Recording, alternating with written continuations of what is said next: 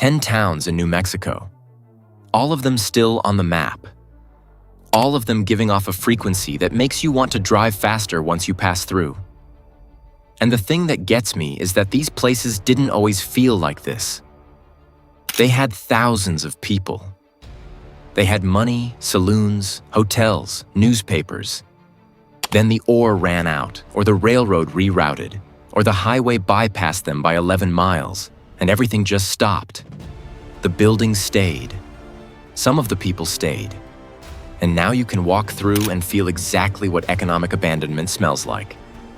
Before we move on, please take a moment to subscribe to the channel and like the video. Number 1, truth or consequences. The name is the whole story. In 1950, a radio game show called Truth or Consequences offered to broadcast from any town willing to rename itself after the show, and Hot Springs, New Mexico raised its hand. Nobody has ever fully explained why. And the wild part is that Hot Springs didn't need the attention.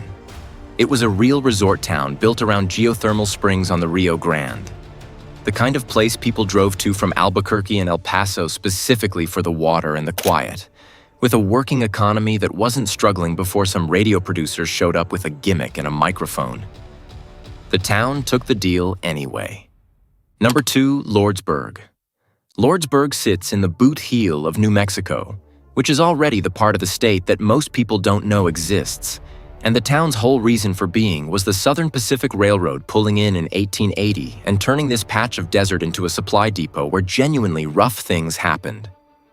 At its peak, Lordsburg had copper mining nearby, hotels, saloons, a functioning downtown, and enough people that it became the county seat of Hidalgo County. It still is the county seat. The county now has fewer than 4,000 people total, making it one of the least populated counties in the entire country. Let that sink in. Number 3, Deming. Luna County has one of the highest poverty rates in New Mexico, and New Mexico already has one of the highest poverty rates in the country. So you can do that math yourself. Deming started as a railroad junction in 1881 where the Santa Fe and Southern Pacific lines crossed, which made it genuinely useful for about 40 years. Cattle loaded, goods transferred, money changing hands. Then the railroad stopped being the whole economy, and nothing showed up to replace it. And the dust. Picture standing in flat scrubland with 0 trees between you and the horizon in every direction. The wind doesn't slow down for Deming. It just goes straight through, coating everything you own. Number 4, Tucumcari. 2,000 motel rooms for a town of 8,000 people. That ratio tells you everything about what Tucumcari actually was, which was basically a giant parking lot with restaurants attached, built entirely around people who needed to sleep before crossing the Texas Panhandle in the morning. From the 1940s through the early 1970s, that model printed money. You'd pull off Route 66, check into a neon-lit motel, eat a steak, and leave at sunrise. The whole town existed inside that one transaction repeated 1,000 times a night. Then Interstate 40 showed up in the 1970s. It runs the same corridor, so Tucumcari didn't get bypassed exactly. What it lost was the culture of stopping, because interstates aren't built for stopping. Number 5, Clayton. Less than 1 person per square mile. Union County covers 3,800 square miles and holds fewer than 4,000 people total, and Clayton is somehow the county seat of that situation. It wasn't always this quiet. Clayton sat on the Goodnight-loving trail, and when the Colorado and Southern Railway pulled through in 1888, the town actually buzzed. Cowboys cashed out, ranchers shipped cattle east, and the whole setup made sense because grass plus rail equals money moving around. Cattle ranching never left, but it also never needed many people. You can stand on Clayton's main street on a Tuesday afternoon and count the passing cars in 10 minutes on one hand, and you won't run out of fingers. Number 6, Raton. Raton sits right at the top of Raton Pass on the Colorado border, and you'd think that would save it. Major mountain crossing, I-25 running through it, trucks climbing that pass every single day. Sounds like a winning hand, right? But the town ran on coal, not geography. From the 1880s through the mid-20th century, Colfax County had mines everywhere. feeding the railroad and regional industry, and right in at its peak hit around 8,000 people with department stores and a real downtown. Then natural gas replaced coal for heating, diesel replaced steam for locomotives, and each mine that closed took a slice of the population with it. Rayton's been losing residents in almost every census since 1960. Number 7, Gallup. Gallup has 22,000 people, which makes it the biggest town on this list. And it's also the one where the problems run deepest, because they aren't about one industry leaving. They're about what a town becomes when it spends a century absorbing consequences that weren't its fault. Gallup got founded in 1881, named after a railroad paymaster, and it grew into a coal town and then a trading hub sitting right on the edge of the Navajo Nation. Dozens of westerns got filmed nearby. People called it the Indian capital of the world, which is a phrase carrying a lot of weight that nobody was really unpacking at the time. But the economy that grew up around that geography produced a very specific commercial strip. Pawn shops, check cashing places, liquor stores clustered right at the Navajo Nation boundary, which is dry. That's not an accident. That's a business model built around selling things to people who don't have much money, and it's been running for over 100 years. The liquor situation in Gallup isn't a local quirk. Alcohol-related deaths, hospitalizations, arrests, all documented for decades at rates way above the national average, and the city's tried interventions, and things have shifted somewhat, but the crisis didn't close. Route 66 runs through downtown. The architecture's genuinely good, and the inter-tribal ceremonial every August draws massive crowds.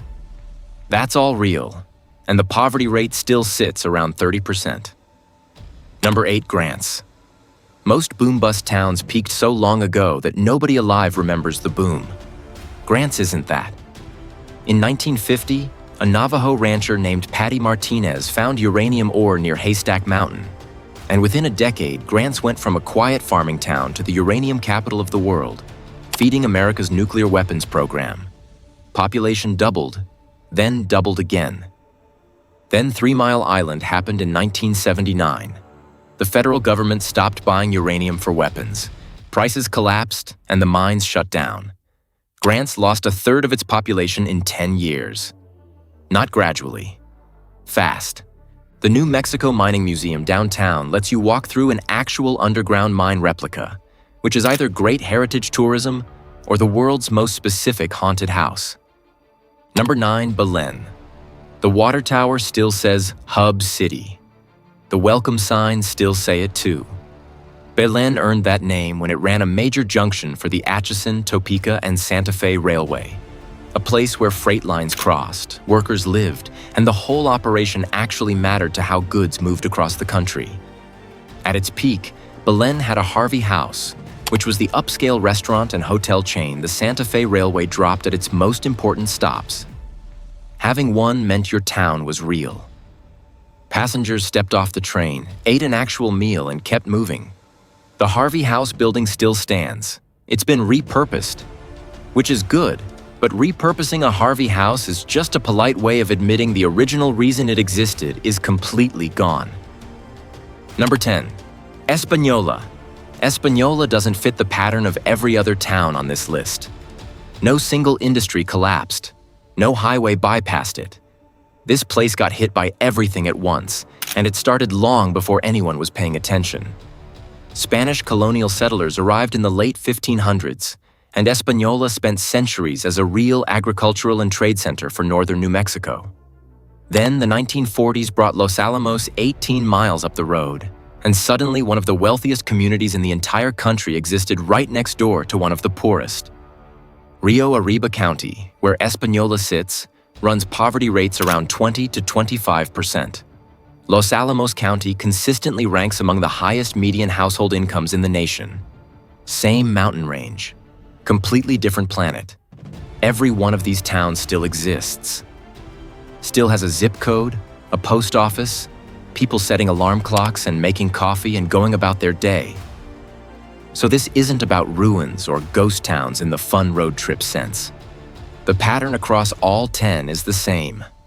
Something external built the town, a mine, a railroad, a highway, and when that thing left, The town kept standing but stopped making sense, sized for a version of itself that's completely gone. So when you see affordable housing in small-town New Mexico, ask what that affordability is actually costing the people already living there. Because cheap rent in a place with 25% poverty and a main street that's been half-empty since 1987 isn't a deal. It's just what abandonment looks like once the market puts a price tag on it.